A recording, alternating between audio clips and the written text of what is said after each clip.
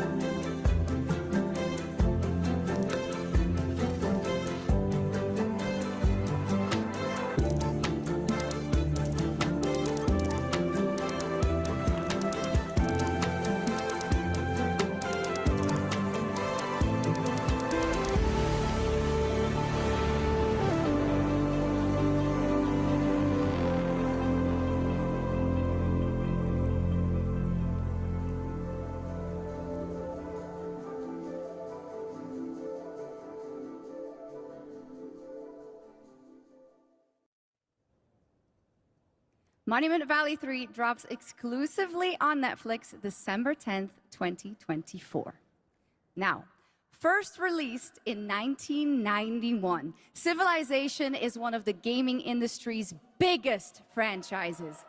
And here at Gamescom, we are revealing the gameplay of Civilization 7 for the first time. To tell us more, please welcome Ed Beach from Firaxis Games.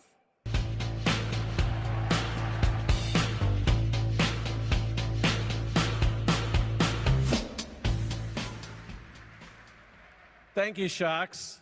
Thank you, Gamescom.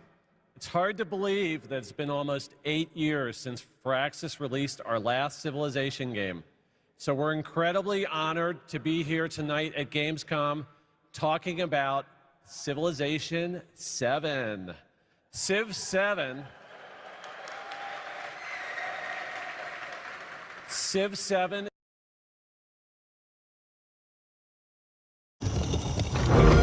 What if I told you there was a connection between ancient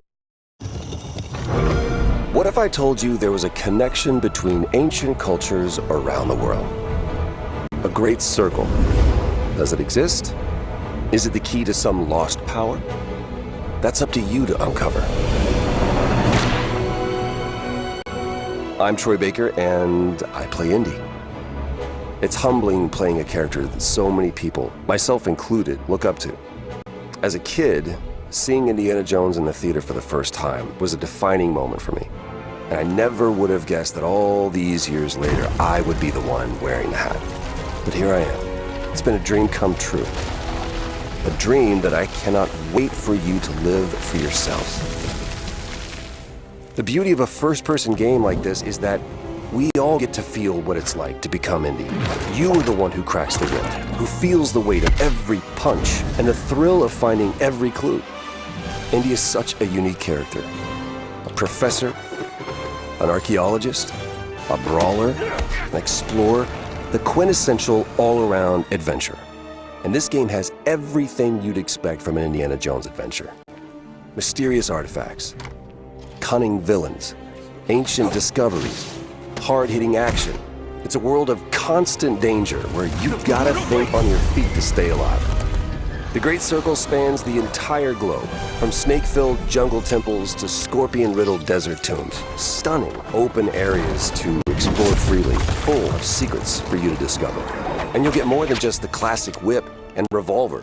Indy's journal and his camera will immerse you in the mystery, providing extra info on all of your finds so you can appreciate all of the little historical details he obsesses over. And those details are your key to solving the ancient puzzles that hold the secrets you're after. But ancient secrets don't come easy. It's best to have an exit strategy. This is an incredible new way to experience Indiana Jones, and I can't wait for you to play it. Hold on to your hat.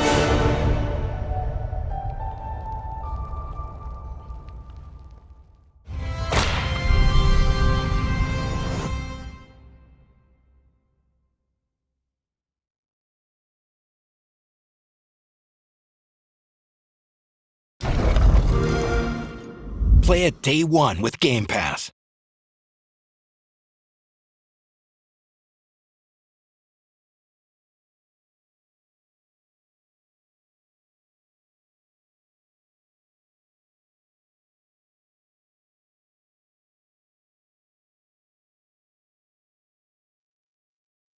Whoops. Be in my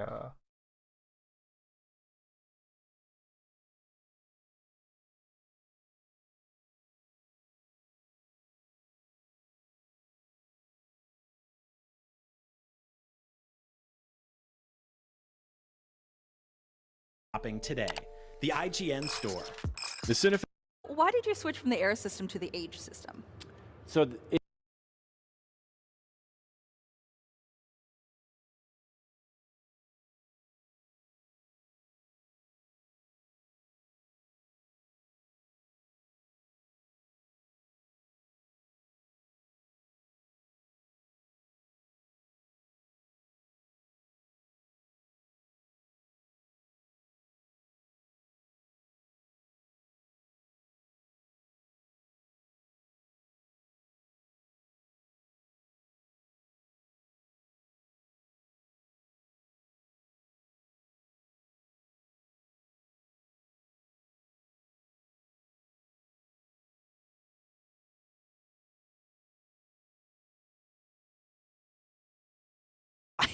we're trying to make it so the barrier of entry is a little bit lower than before. Civ 6 could get a little dense in places. And if you jumped in at the end with all the expansions and all the content there, that's actually not the easiest place to start. So I think Civ 7 might be just the move you want to make. Yeah, I'm really excited. So you're leading me into my next question, which, so you've been consistently updating Civ 6, and there's a lot of mod support. So why is now the best time for a Civ 7? Well, we've been thinking about Civ 7 for quite a while. We started work on the game before the pandemic, so it's been in development quite a while. The design team had ideas that worked really well in Civ 6, but had some side effects in terms of like the game takes a really long time to play. By the time you get late in the game, there's an awful lot of cities and units and so forth to manage. And we wanted to think about that and come up with a different approach so that we could make the game more manageable, more approachable, and actually just get players all the way to the finish line more often than had been happening in previous Civ games. Yeah, I can't tell you the amount of times I've stayed up till 3 a.m. playing just one more round, you know? Right. It's got me.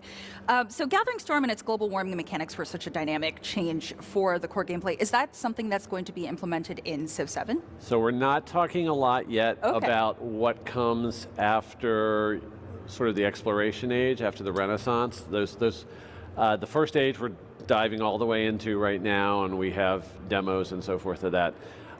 We're not going to forget about climate change, though. It was very, personally impactful when we got to work on that with Gathering Storm. I was the lead designer of that expansion. I looked up a lot of things about climate change, researched it, we're not a simulator type of game, but tried to get some of the things right in terms of how sea level rise works and storms move across the globe and so forth. So we brought a lot of that forward with us, and what you can see in the game right now that we're demoing with the Antiquity Age is there still are floods, there's still volcanic eruptions, we still have the storms that sweep across the map. So a lot of that Gathering Storm mechanics, ideas, whatever, that we still have those. Okay, yeah, that's really exciting. So is that part of the crises that is being implemented into this new system? So those are sort of adjacent, but similar.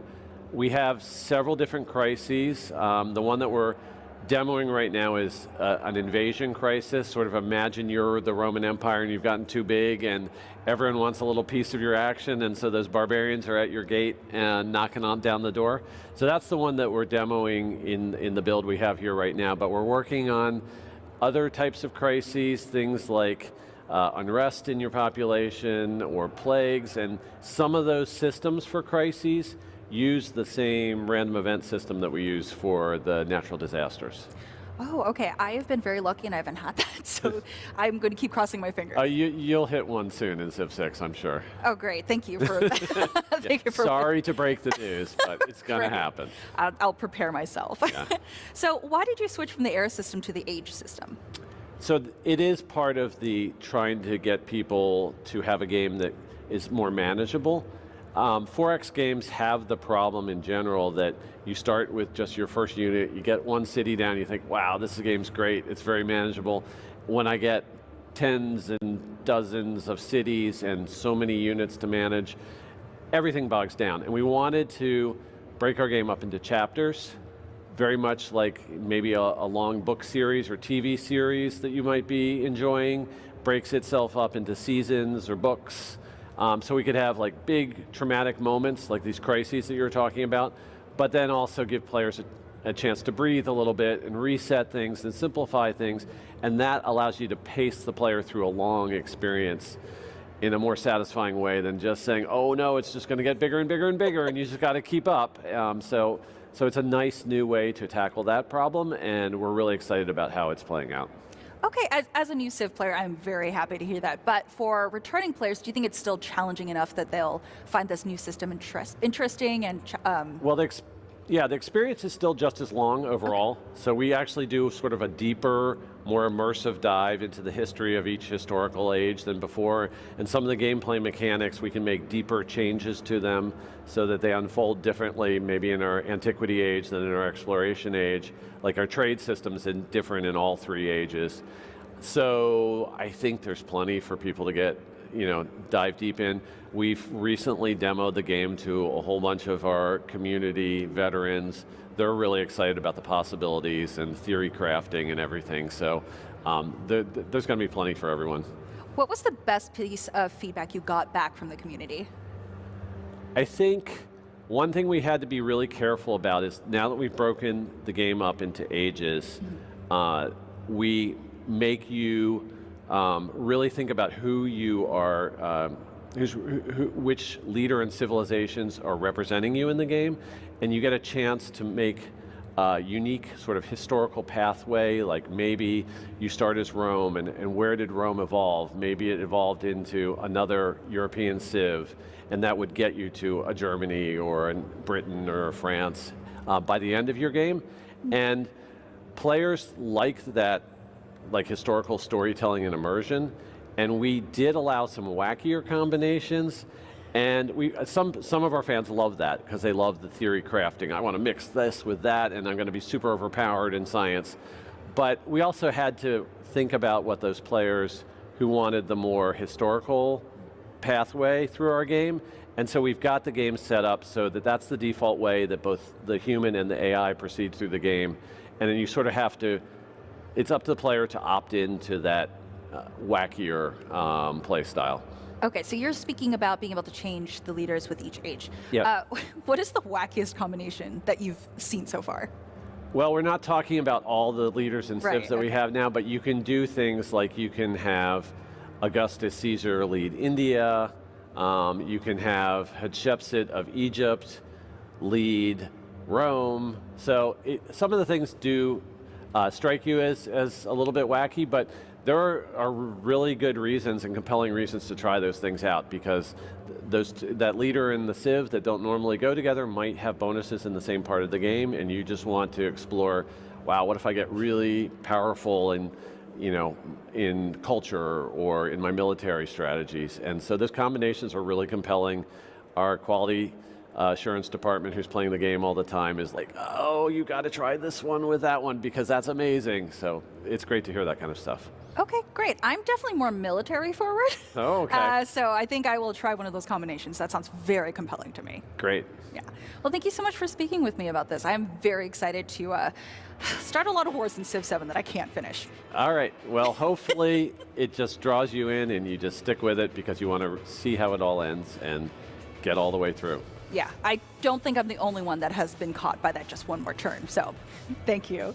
Well, that's about the time that we have for today. I am really excited for this game. I'm probably going to go run off and play the demo real quick. But Civ 7 is currently slated to be released in 2025. But between now and then, stay tuned right here for more Gamescom 2024 coverage.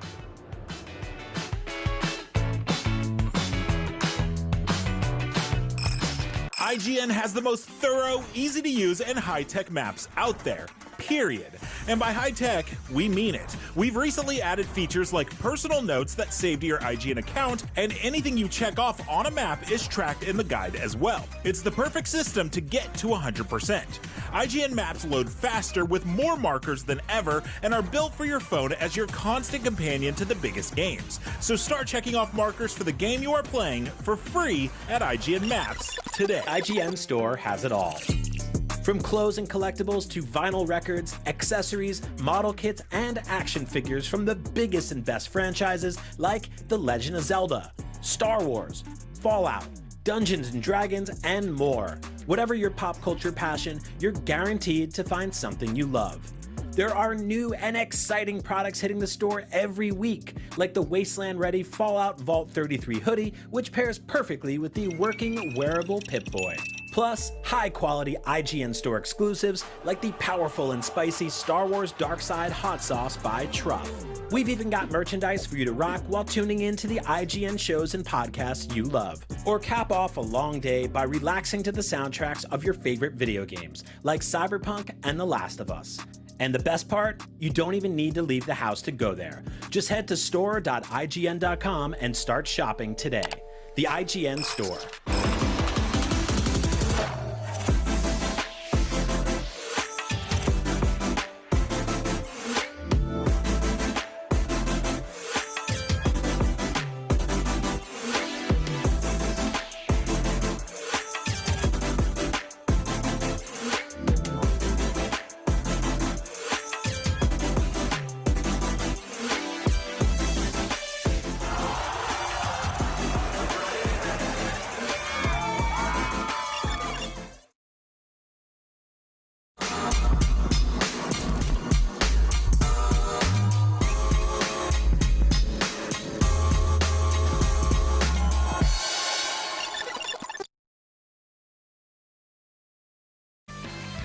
Oh hey, welcome back. This is Gamescom Studio live on IGN. We just got brand new looks at Avowed and Civilization 7. And guess what? There's still so much more to come. Okay, but first, did you know Gamescom itself has been turned into a game? Gamescom Epics is an RPG built right into